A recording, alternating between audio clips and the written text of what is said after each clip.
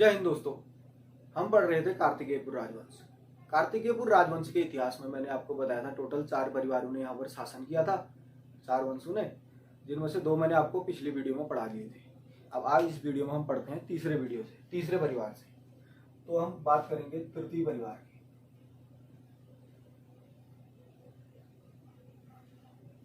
जो तीसरा परिवार था उसका नाम था सलोड़ादित्य परिवार। सलोड़ादित्य वंश,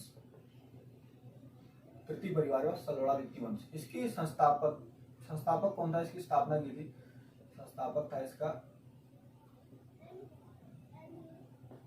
इच्छरदेव। दरअसल ये हुआ था, सलोड़ादित्य नाम का एक व्यक्ति था जिसका छोटा सा एक राज्य था। इसका पुत्र, जब इसकी मृत्यु हुई इसके बाद इच्छरदेव राजा बनता है। तो इच्छरदेव कार्तिकेयपुर राजवंश पे हमला करके कब्जा करता है और वहां पर अपने पिताजी के नाम पे सलोड़ादित्य वंश की यहाँ पर स्थापना करता है।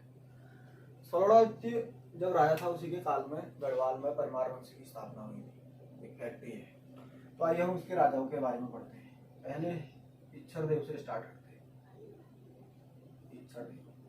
इच्छरदेव में फैक्ट बनता है, इच्छरदेव ने दुर्दांत शत्रुओं की पत्नियों को वैदत्य की दीक्षा देने में सफल गुरु की उपाधि धारण की। क्या की इसने? दुर्दांत शत्रुओं की पत्नियों को किसकी शिक्षा दी इसने? वैदत्य की।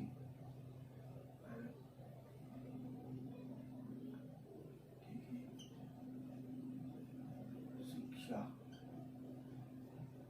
देने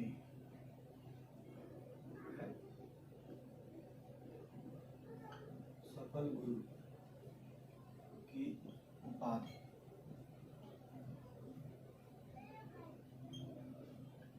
प्राप्त की। मतलब इसने क्या किया?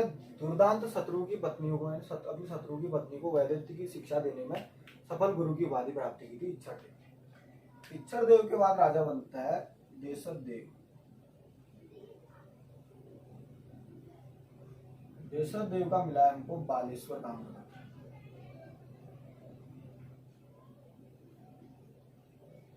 बालेश्वर ताम्रपत्र चंपावत में। किसका है बालेश्वर ताम्रपत्र? देशदेव का। जब देशदेव के बाद बनता है राजा पद्मदेव। इसका ताम्रपत्र है पांडुकेश्वर में।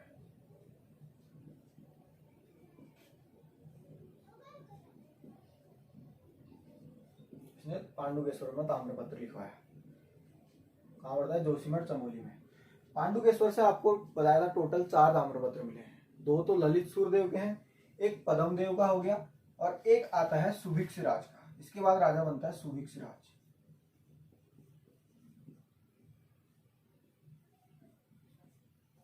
इसका भी पांडुकेश्वर ताम्रपत्र मिला है। इसने भी एक ताम्रपत्र पांडुकेश्वर में लिखवाया। सुभिक्षराज लास्ट राजा था जिसका नाम बागेश्वर अभिलेख में है। बागेश्वर अभिलेख के बारे में पहले आपको पढ़ा चुका हूँ। उसमें मैंने बताया था कि उसमें लास्ट राजा जो है उसका नाम सुभिक्षराज है। उसके बाद उसमें कोई राजा का नाम नहीं है। लास्ट 14 राजा है, 14वां राजा उसमें सुभिक्षराज था और ये था इस वंश का लास्ट राजा। लास्ट राजा कौन था? सुभिक्षराज। तो यहाँ पर सलोड़ादित्य वंश या तृतीय परिवार खत्म हो जाता है। इसके बाद आता है चतुर्थ परिवार।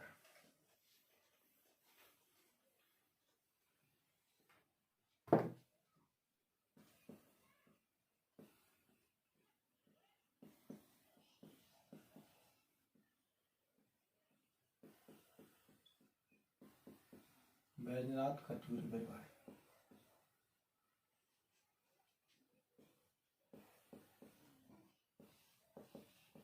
अब डाउट यहीं पर से स्टार्ट होता है। इसमें क्या हुआ था? 1000 ईस्वी में, 1000 AD के लगभग, नरसिंह देव नाम का एक राजा था, राजा नरसिंह देव। इसने राजधानी ट्रांसफर की बैजनाथ। राजधानी को कहां से ले गया? कहां ले गया? कार्तिकेयपुर से बैजनाथ। क्योंकि आपको बताया था कि जोशीमठ में क्या आया था, हिमस्खलन आया था। हिमस्खलन के कारण राजधानी को उसे बैजनाथ ले जाना पड़ा। बैजनाथ का जो बैजनाथ के अभिलेख मिला है, बैजनाथ का अभिलेख, उसमें क्या बोला गया है, बैद्यनाथ को कार्तिकेयपुर बोला गया है। जो बागेश्वर का बैद्यनाथ है उसको भी कार्तिकेयपुर बोला गया है बैजनाथ अभिलेख में। बैजनाथ के जो अभिलेख है उसमें नाम मिलता है इंद्रपाल, लखनपाल और त्रिभुवनपाल देव, ये इन लोगों का नाम मिलता है। तो बैजनाथ अभिलेख के अनुसार इसके और राजा कौन हो गए, लखनपाल देव,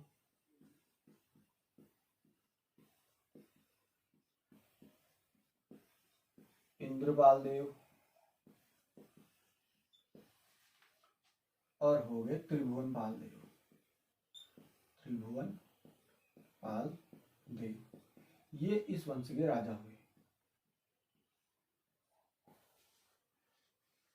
अब आप इसको यहां से कत्यूरी वंश बोलना स्टार्ट कर दोगे, लेकिन एक्चुअल में हुआ क्या था ना, कत्यूरी वंश बोलने का कारण क्या है। देखिए इसके बाद क्या हुआ, कार्तिकेयपुर राजवंश के अलग अलग शाखाओं में कार्तिकेयपुर राजवंश टूट गया। वो शाखाएं थी कत्यूरी शाखा,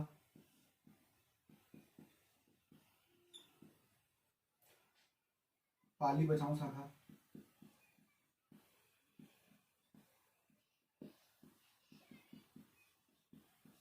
ये घटना है लगभग 1030 की, 1030 ईस्वी की। पाली बचाऊ शाखा, अस्कोट शाखा,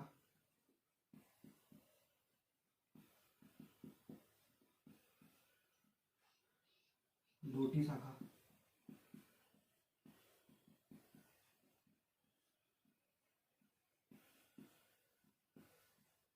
सीरा शाखा।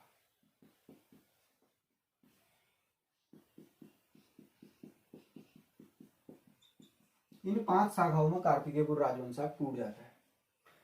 ये शाखा तो पहले से ही है, ये लगभग लगभग बनी गई थी, तो ये शाखा पहले से ही है।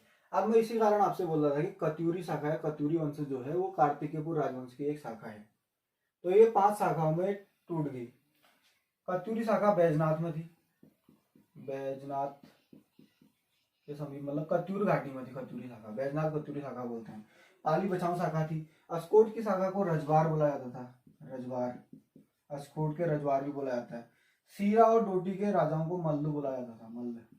ये पश्चिमी नेपाल के थे, पश्चिमी नेपाल के मूलतः, मतलब ये मुख्य रूप से रहने वाले पश्चिमी नेपाल के थे। इन दोनों को क्या बोला जाता था, मल्ल। इनके राजाओं को सीरा शाखा के राजाओं को भी मल्ल बोला जाता था और डोटियों को भी मल्ल राजा बोला जाता था। तो यहाँ से कत्यूरी वंश टूट जाता है। लेकिन उत्तराखंड के इतिहास में मतभेद क्या है, कुछ जो इतिहासकार हैं जैसे कि एडकिंसन और अजय रावत, ये ऐसे इतिहासकार हैं जो एक कार्तिकेयपुर राजवंश को मानते नहीं। वो बोलते हैं राजवंश, कार्तिकेयपुर राजवंश और कत्यूरी राजवंश दोनों एक ही है। लेकिन अब आप अगर इनको एक ही मानोगे तो आपके पढ़ने में क्या हो जाएगा, यहाँ पर डाउटफुल हो जाएगा, आपको पढ़ने में दिक्कत आएगी। वैसे भी आपको जैसे आपको सहूलियत मिले, आप इसको अगर एक मानना चाहते हैं तो आप इसको एक माने, या अगर आप इसको अलग अलग मानना चाहें तो उसको अलग अलग मान सकते हैं। मेरे हिसाब से तो ये इसी की एक शाखा है, कार्तिकेयपुर राजवंश की आगे चल के एक शाखा क्या बनी, कत्यूरी शाखा, जो लगभग 1000 ईस्वी से 1398 ईस्वी तक चलती है। ठीक है, इसलिए मैं बोल रहा था इसकी एक शाखा है, न कि कत्यूरी वंश और कार्तिकेयपुर राजवंश एक है। अब आपको जैसा इसमें सहूलियत मिले उस हिसाब से चलिए। ठीक है, अब ये 5 शाखाएं टूट गई थी, तो इन 5 शाखाओं में से कत्यूर शाखा, अस्कोट के रजवार और डोटी मल्ल आदि प्रसिद्ध हुए। 1398 तक इसमें से कत्यूरी शाखा चली। उसके बाद ये परास्त होगी, खत्म होगी, मतलब तैमूर लंग के साथ इसका लास्ट राजा ब्रह्मदेव होता है, उसका युद्ध होता है, ये खत्म हो जाती 1398 में। लेकिन अस्कोट के रजवार और सीरा, डोटी मल्ल, ये सब आगे आपको चंदू वंश के टाइम पे भी दिखेंगे। ये पूरी तरीके से कत्यूरी वंश खत्म नहीं होता है। ठीक है, कुछ स्थानों में कहीं कहीं पर ये लोग शासन कर रहे थे अपना। ठीक है, अब आप इसको अपनी सुविधा अनुसार पढ़ेंगे। आपको अगर कत्यूरी वंश और कार्तिकेयपुर राजवंश एक ही रखना है तो एक रखिए, अगर आपको अलग अलग रखना है तो अलग अलग रखिए, जैसा आपको लगता है। अब हम इसके बाद पढ़ेंगे कत्यूर शाखा के बारे में, ये कत्यूरी शाखा पढ़ेंगे, यानी कत्यूरी वंश के बारे में पढ़ेंगे।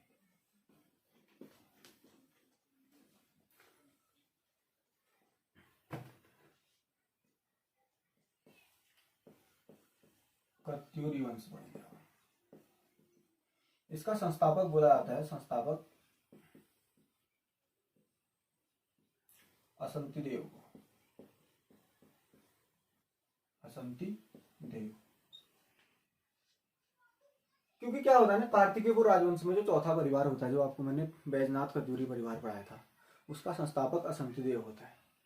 तो वहीं से वहां पर वो क्या करता है, असंति देव वंश की नींव रखता है, वहीं से कत्यूरी वंश बोला जाता है इसको।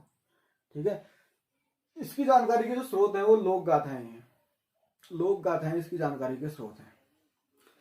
और इसकी जो राजधानी थी, राजधानी की बात करें तो राजधानी इसकी थी, ये असंति देव ने राजधानी, पहले इसकी राजधानी थी जोशीमठ, और जोशीमठ से राजधानी को फिर बाद में कहां ले गए, रणचूला कोट। ये काम भी असंति देव ने ही किया। कौन ले गया इसको, असंति देव।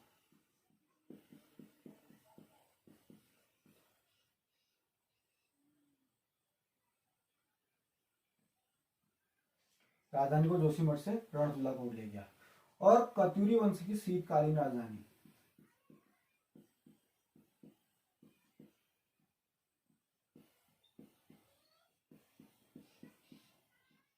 ये थी ढिगुली।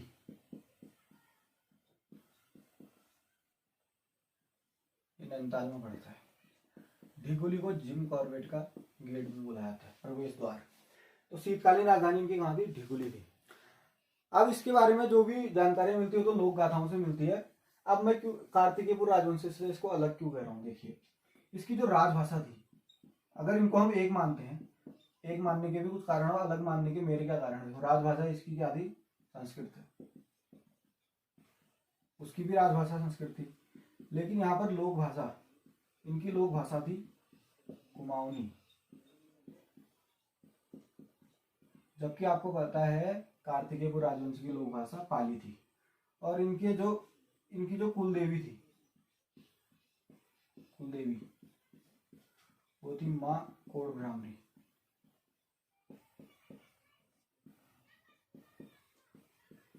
जबकि कार्तिकेयपुर राजवंश के इष्ट देव कौन थे, कुल देवता कार्तिकेय, इस कारण से।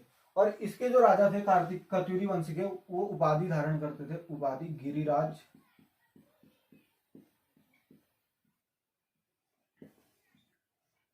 चक्र चूड़ामणि, ये उपाधि धारण की थी इनके राजाओं ने। जबकि कार्तिकेयपुर राजवंश के राजा क्या धारण करते थे, महाराजाधिराज परम भट्टारक परमेश्वर की उपाधि धारण करते थे। ठीक, अब इसके बारे में थोड़ा बहुत इसका इतिहास जानते हैं, इसका इतिहास पढ़ते हैं। इसका जो इतिहास है, इतिहास ज्यादातर इसकी लोक गाथा है, कत्यूरी लोक गाथाएं, जागर, इन चीजों से पता लगता है। तो कत्यूरी लोक गाथाओं में नाम आता है प्रीतम देव, प्रीतम देव, या इनका दूसरा नाम है पिथौरा शाही, पिथौरा शाही इनका नाम आता है। इन्होंने क्या किया, इन्होंने पिथौरागढ़ वंश की, पिथौरागढ़ शहर की नींव रखी, पिथौरागढ़ की नींव किसने रखी, प्रीतम देव या पिथौरा शाही की। इनकी पत्नी जो थी, पत्नी का नाम था जिया रानी, जिया रानी। जिया रानी की आज भी बहुत सारी लोक गाथाएं, लोक कथाएं कुमाऊं क्षेत्र में प्रसिद्ध है। जिया रानी के बारे में भी आगे अलग से पढ़ेंगे। ठीक है, जिया रानी और पिथौरा शाही का जो बेटा था उसका नाम धामदेव या दुला शाही था। इसका जो बेटा होता है प्रीतम शाही, पिथौरा शाही का, इसका बेटा, इसके बाद राजा कौन बनता है, धामदेव, या इसको बोलते हैं दुला शाही।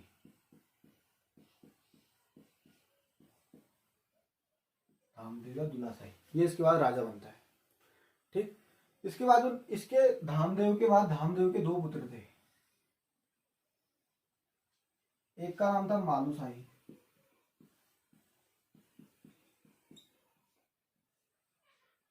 और एक का नाम था लामण शाही।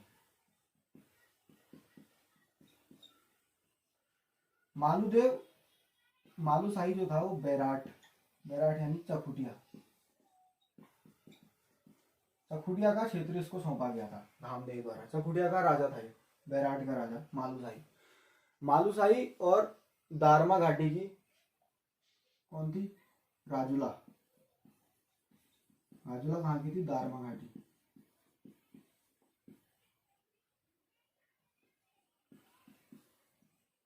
दारमा घाटी पड़ती पिथौरागढ़। ये कौन थी? ये सौक्यानी थी, मतलब ये भूटांतिक व्यापारी की बेटी थी। इन दोनों की लोक गाथाएं आज भी मतलब कुमाऊं क्षेत्र में और पूरे उत्तराखंड में फेमस है आज भी, मालूशाही और राजुला की। तो क्या हो जाता है अंत में, इस कहानी में आपको लोक गाथाएं मिलती है, इसमें अंत में मालूशाही की मृत्यु हो जाती है, इसका काम खत्म, ये भी खत्म। तो धामदेव के बाद नेक्स्ट जो राजा बनता है वो बनता है बीरमदेव। बीरमदेव, क्या इसका नाम, इसका असली नाम है ब्रह्मदेव। ब्रह्मदेव बीरमदेव लोक गाथाओं में इसका नाम आता है, असली नाम इसका क्या था? ब्रह्मदेव। वैसे प्रीतम देव लोक गाथाओं में नाम है, असली नाम क्या है इसका? पिथौराशाही। पिथौराशाही ने पिथौरागढ़ की नींव रखी और इसकी बीवी का नाम था जिया रानी। प्रीतम शाही या प्रीतम देव या पिथौराशाही के बेटे का नाम था धामदेव, इसको दुलाशाही बोलते हैं। दुलाशाही के दो बच्चे थे, मालूशाही, लामणशाही। मालूशाही और राजुला की लोक गाथाएं आज भी फेमस है। ये इसकी मृत्यु हो जाती है, उसके बाद बीरमदेव राजा बनता है ब्रह्मदेव। जो ब्रह्मदेव होता है इसका 1398 में क्या होता है? इसका 1398 में तैमूर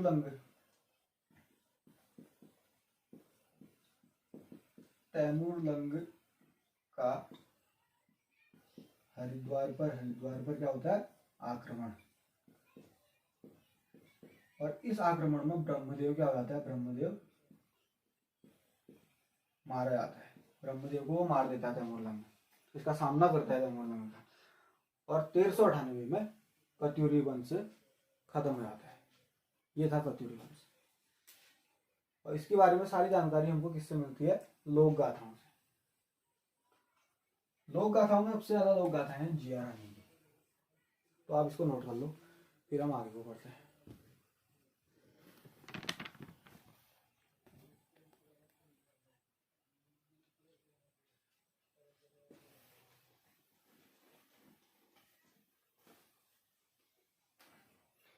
कत्यूरी वंश की जो जानकारी के स्रोत है वो है लोक गाथाएं।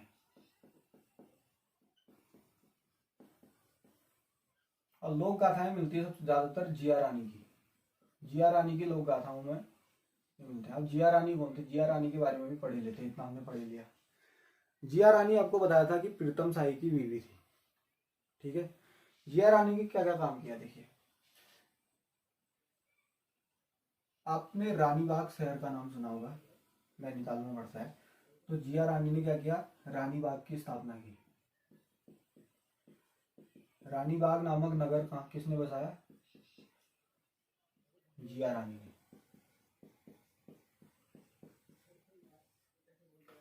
जिया रानी को रानीबाग के क्षेत्र से बहुत लगाव था, उसने यहाँ पर रानीबाग नामक शहर बसाया था। रानीबाग में जिया रानी का एक मेला लगता है, चित्रशिला। जिया रानी का मेला लगता है यहाँ। जिया रानी का मेला लगता है वहाँ रानीबाग, और रानीबाग में प्रॉपर लगता है चित्रशिला घाट में।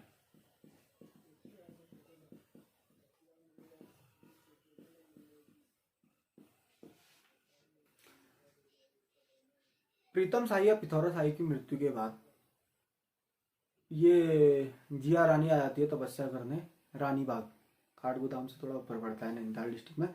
तो वहां ये तपस्या करने आ जाती है। इसकी सुंदरता से मुग्ध होकर रोहिला सरदार इसको पाना चाहता है, तो इसको पाने के लिए आता है। तो ये क्या करती है? अपनी रक्षा के लिए पत्थर में समाहित हो जाती है, आदि पत्थर में समाहित हो जाती है, पत्थर में बदल जाती है। ये मान्यता है वहां की। तो आज भी वहां पर चित्रशिला घाट में एक शिला है घाघरे के आकार की, जिसके आसपास क्या लगता है? जिया रानी का मेला लगता है। तो आप चित्रशिला घाट किससे संबंधित है? जिया रानी से, ठीक। ये है जिया रानी के बारे में।